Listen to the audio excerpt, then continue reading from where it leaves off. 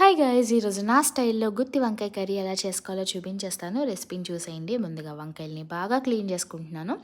తర్వాత మనము గుత్తి వంకాయకి ఎలా అయితే ఘాట్లు పెట్టుకుంటామో అలాగే పెట్టేసుకుంటాము. ఏమన్నా పుచ్చులు ఉన్నాయేమో ఒకసారి చెక్ చేసుకోవాలి బాగా. తర్వాత ఆ సాల్ట్ వాటర్లోనే ఒక 5 మినిట్స్ అలాగా వంకాయలని వదిలేసేయండి. తర్వాత ముందుగా ప్యాన్లో ఆయిల్ వేసేసుకుని ఈ వంకాయల్ని మనము ఫస్ట్ మగ్గిచ్చేసుకోవాలి బాగా.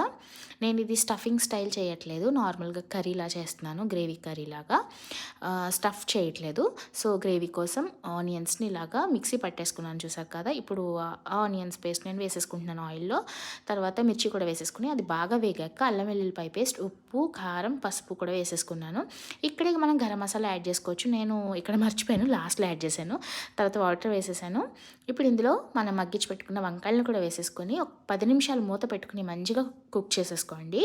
తర్వాత బాగా కుక్ అయిపోయాక నేను లాస్ట్లో గరం మసాలా యాడ్ చేశాను. అలాగే కొత్తిమీర కూడా వేసేసుకొని ఇంకొక 5 మినిట్స్ కుక్ చేసేసుకుంటే కర్రీ రెడీ అయిపోతుంది. యమ్మీ కర్రీ చాలా బాగుంది. ట్రై చేసి ఎలా ఉందో నాకు కమెంట్ చేసేయండి. సింపుల్గా అయిపోతుంది. ఈ వీడియో నచ్చితే లైక్ చేయండి, నా ఛానల్ సబ్స్క్రైబ్ చేసుకోండి.